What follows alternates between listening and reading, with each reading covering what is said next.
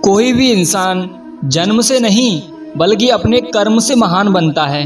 अच्छी नीयत से किया गया काम कभी व्यर्थ नहीं जाता और इसका फल आपको जरूर मिलता है। बुराई बड़ी हो या छोटी हमेशा विनाश का कारण बनती है, क्योंकि नाव में छेद छोटा हो या बड़ा नाव को डुबा ही देता है।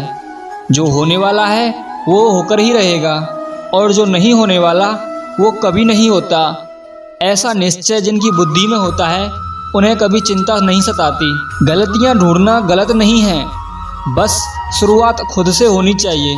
निर्णय लेते समय ना ज़्यादा खुश होना चाहिए और ना ही ज़्यादा दुखी, क्योंकि ये दोनों परिस्थितियां आपको सही से निर्णय नहीं लेने देती। सत्य कभी दावा नहीं करता कि मैं सत्य हूँ, लेकिन झूठ हमेशा दावा करता है कि सिर्फ मैं ही सत्य हूँ। हमेशा कर्म करो, फल की चिंता मत करो, फल स्वयं आपको मिल जाएगा। गीता में कहा गया है, कोई भी अपने कर्म से भाग नहीं सकता, कर्म का फल तो भुगतना ही पड़ता है। अच्छे कर्म करने के बावजूद भी लोग केवल आपकी बुराइयां ही याद रखेंगे। इसलिए लोग क्या कहते हैं, इस पर ध्यान मत दो, तुम अपना कर्म करते रहो। फल की अभिलाषा छोड़कर कर्म करने वाला पुरुष ही अपने जीवन को सफल बनाता है। भगवान श्री कृष्ण कहते हैं, मैं किसी का भाग्य नहीं बनाता, हर कोई अपना भाग्य खुद बनाता है। आप आज जो भी कर्म कर रहे हो उसका फल आपको कल प्राप्त होगा, और आज जो आपके पास है वह आपके द्वारा पहले किए गए कर्मों का फल है। इंसान हमेशा अपने भाग्य को कोसता है, यह जानते हुए भी कि भाग्य से भी ऊंचा उसका कर्म है जो स्वयं के हाथों में है।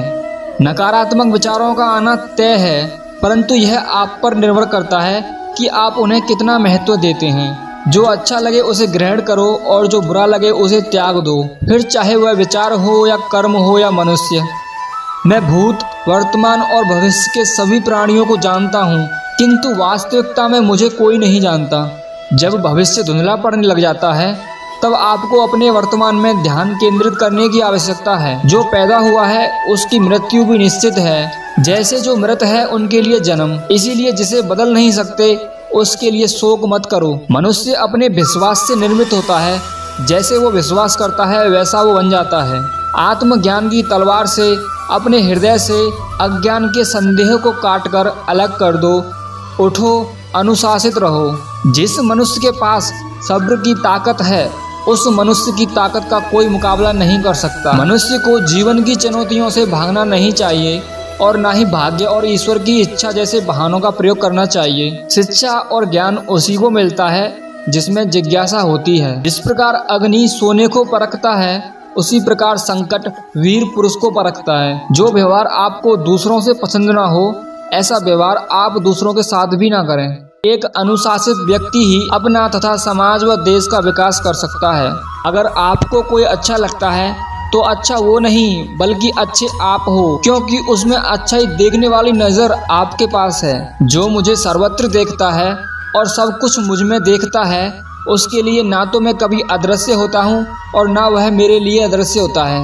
वक्त से पहले मिली चीज़ें अपना मूल्य खो देती हैं और वक्त के बाद मिली चीज़ें अपना महत्व।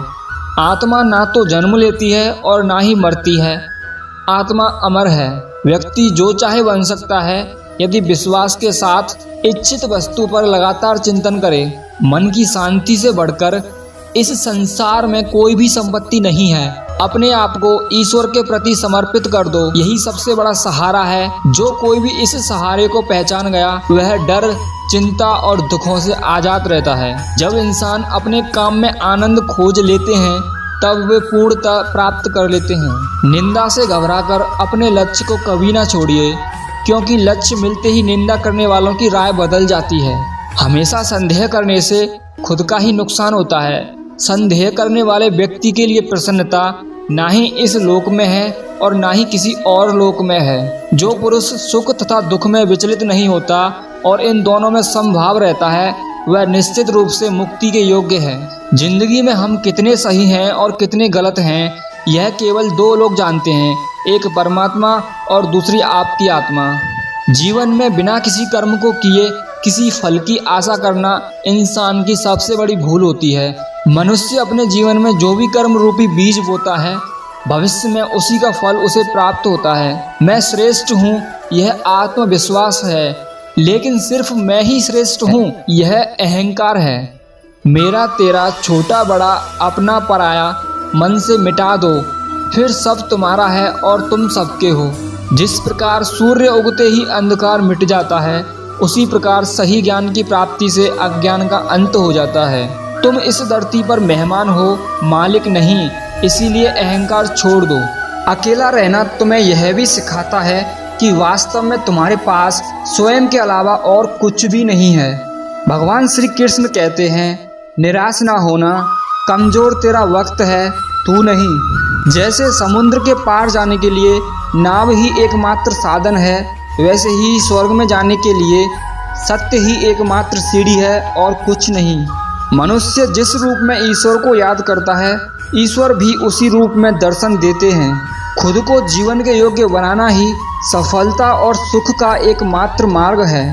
जिस प्रकार मनुष्य पुराने कपड़ों को त्याग कर नए कपड़े धारण करता है, उसी प्रकार परमात्मा पुराने तथा व्यर्थ के शरीरों को त्याग कर नया भौतिक शरीर धारण करता है। ना तो यह शरीर तुम्हारा है और ना ही तुम इस शरीर के मालिक हो। यह शरीर 5 तत्वों से बना है, आग, जल, वायु, पृथ्वी और आकाश।